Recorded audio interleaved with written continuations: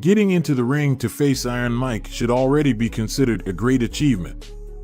Many of his opponents didn't make it past the first round, and others never recovered from their defeat for the rest of their careers. Stay until the end of the video to witness 5 fights where Mike, in different ways and handling different timings, demolished his opponents in scenarios that would seem unreal if we didn't know the beast, Iron Mike. Tyson faced Peter McNeeley when he was 29 years old. Being younger, taller, and slightly heavier statistically, he represented a strong opponent for the great Iron Mike. McNeely entered the ring with 36 victories, having been defeated only once, and 30 wins by knockout. Tyson, on the other hand, already had 41 victories, also with 1 defeat, but his knockout record increased to 36. Many doubted Iron Mike, but that night, he was going to surprise even those who had always believed in him. From the beginning of the first round, McNeely went after Tyson. It must be acknowledged the aggressiveness with which he threw those initial uppercuts.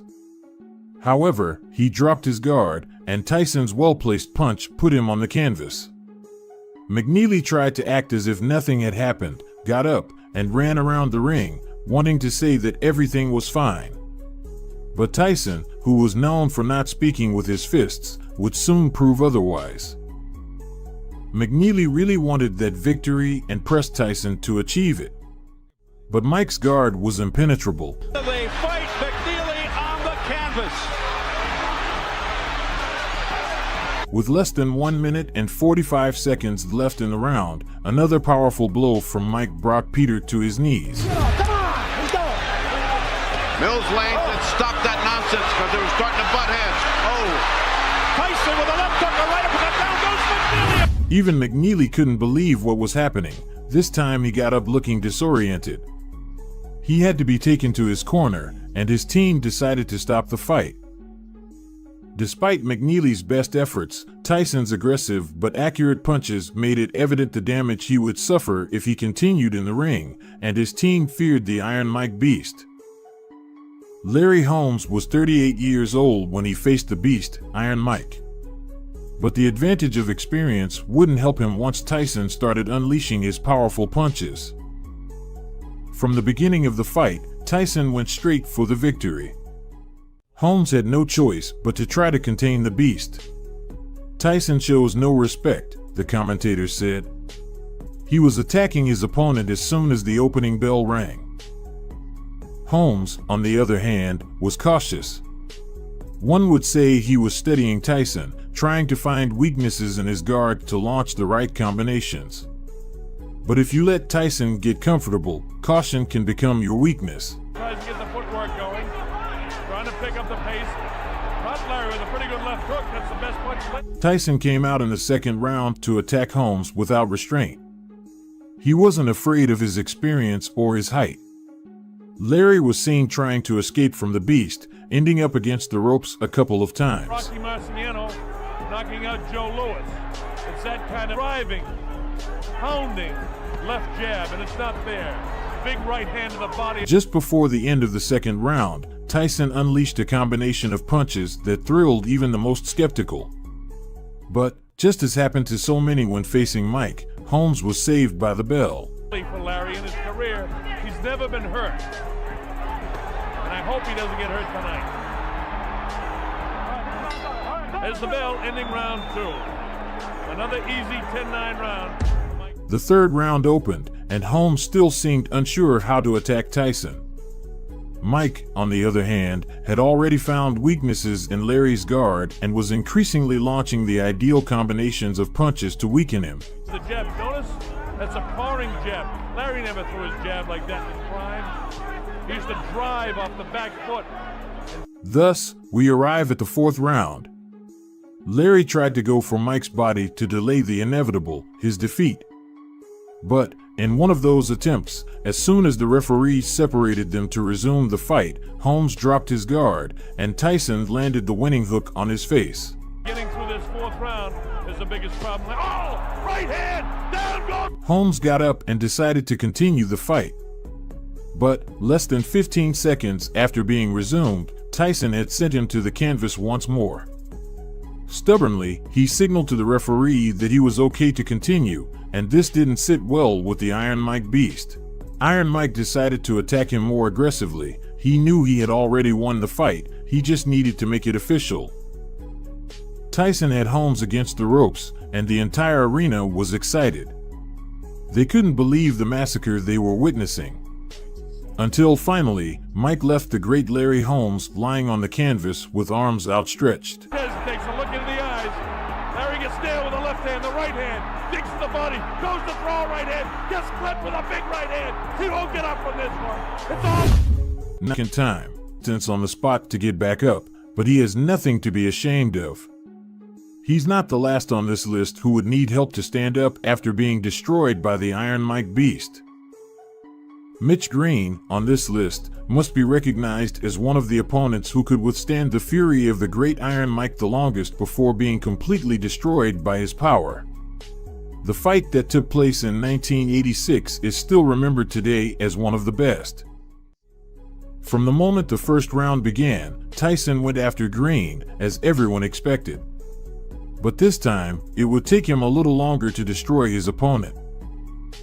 Round after round, both of them put on a show that everyone present, and those who watch it today, can truly enjoy. Two warriors in the ring, fighting until the last drop of strength in their bodies. Tyson didn't let his guard down for a second, and in this fight, it was his consistency, coupled with his great strength, that eventually gave him the victory. Although Mitch managed to stand up until the end, you could see his head moving spontaneously from side to side. Meanwhile, Tyson, like the beast he is, maintained his energy at its peak to win the fight.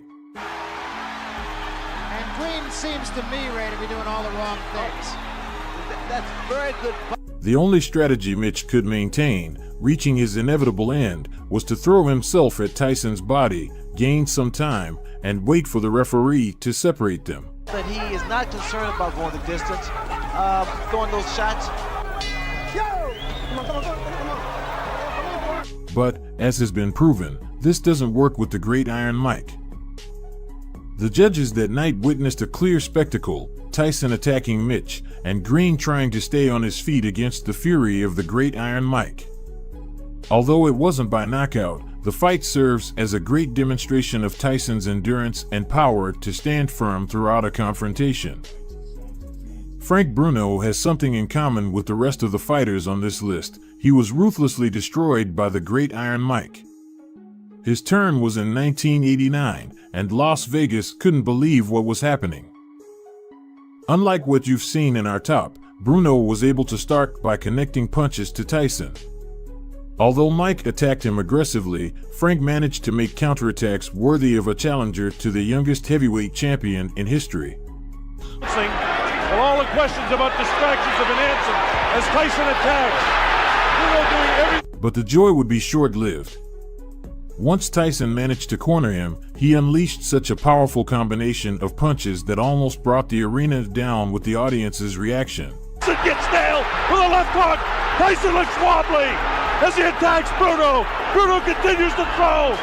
Tyson was caught and wobbled. Watch this now, and let's see just how it happened. There was a short right hand that caught Bruno. He was wobbled, and then another right hand kind of up over the shoulder. For the second round, Bruno continued testing Mike's guard, although he seemed more cautious. Tyson, on the other hand, didn't hesitate to advance toward him whenever he saw the opportunity. The obvious height difference didn't intimidate him. His skill allowed him to put Bruno against the ropes and make him receive combinations of punches designed to weaken him. The great Iron Mike already knew what to do with opponents bigger than him. Tyson misses wild with the left uppercut.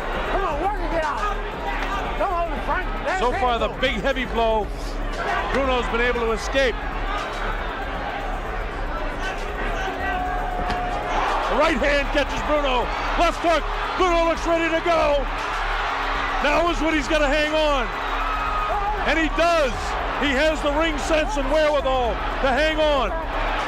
Bruno managed to reach the fourth round, although it was evident that he didn't have as much energy in his body as Tyson. He kept going for Mike's body, and if we've learned anything from the previous fights, it's that this doesn't end well.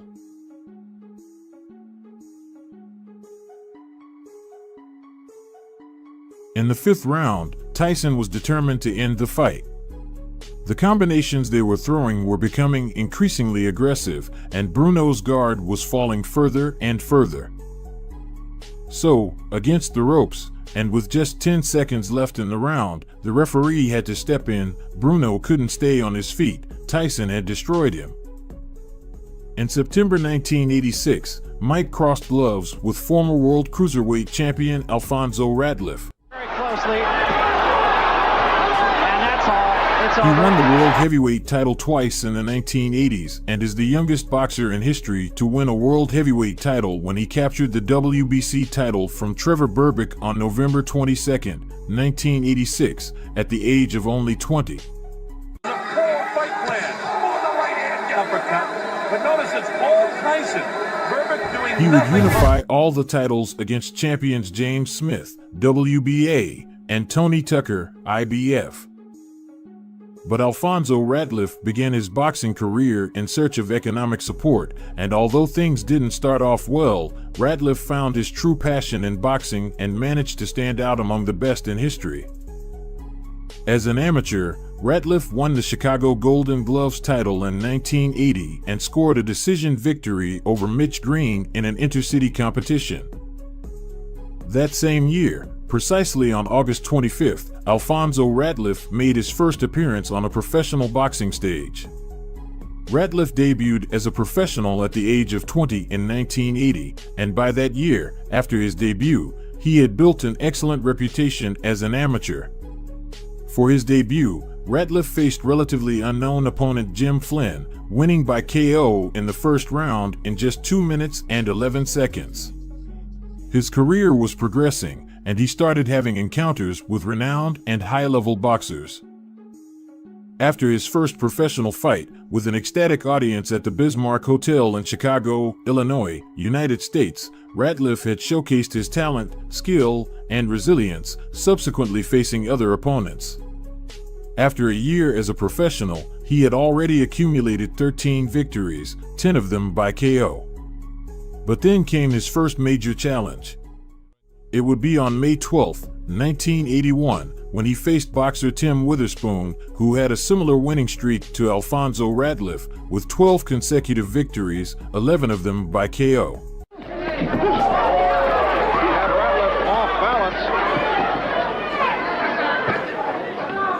However, this fight would mark Alfonso Ratliff's first defeat, and it was in the 7th round that Tim Witherspoon cornered him against the ropes, prompting the referee to stop the fight and declare a technical knockout. After this defeat, Alfonso Ratliff focused on seeking and obtaining the opportunity to reach the pinnacle of the boxing world. Following this defeat, Alfonso achieved 6 more victories and only 1 defeat.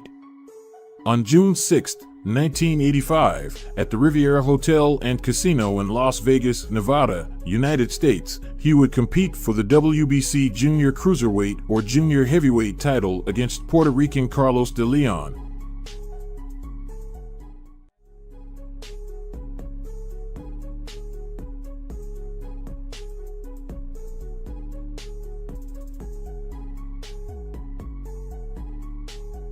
Where Alfonso Ratliff would secure a victory after 12 grueling rounds. However, this WBC Cruiserweight title wouldn't last long, as just 2 months later, Alfonso would have a showdown with Bernardo Benton for the title. On September 21, 1985, in Las Vegas, Nevada, the fight took place.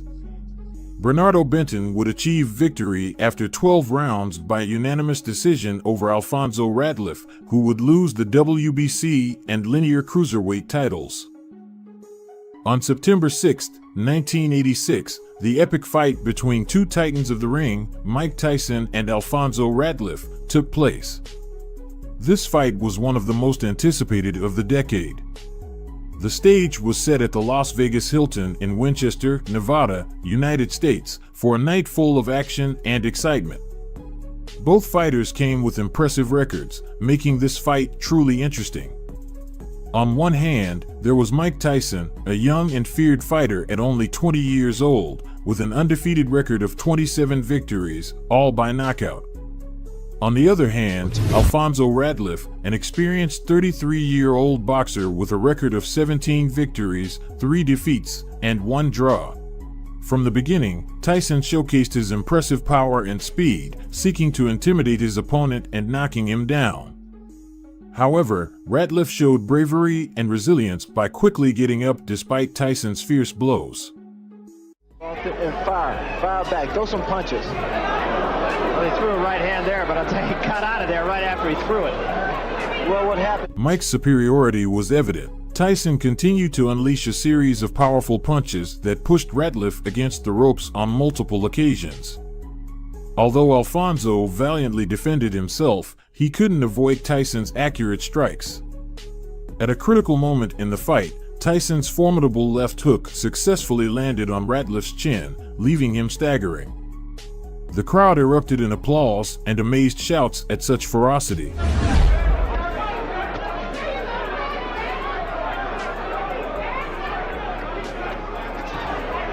As the fight progressed, Tyson's momentum and confidence grew. Focused and energetic, he threw punches from every possible angle, relentlessly pursuing Ratliff. However, Ratliff counterattacked with a combination of quick and precise blows that left Tyson dazed. This brief exchange of punches ignited the crowd and took the excitement to its peak. What is doing here? Yeah, so far it's track meet. There was a right hand by Tyson. By the second round, despite Ratliff's resistance, Tyson dominated the ring. His incredible ability to dodge Ratliff's punches and deliver devastating counterattacks was admirable. Tyson landed a powerful blow to Ratliff's jaw, sending him to the canvas. Alfonso got up just as the referee reached the count of 9, but his fatigue was evident, and Tyson had control of the fight. And there was a left hand, and Ratliff will sit it out. Despite his resistance and effort to get up and continue the fight, Ratliff was knocked down by Tyson once again. And that should be just about it. Davey Pearl looking very closely. And that's all. It's over. The referee, seeing that Ratliff was in a deplorable state, decided to end the fight and declare Mike Tyson the winner by technical knockout. The fight between Mike Tyson and Alfonso Ratliff was an unforgettable event, a battle between two warriors who left their mark on the history of heavyweight boxing. Tyson once again demonstrated his strength and skill, while Ratliff showed his courage and determination, enduring the onslaught of a young and powerful boxer.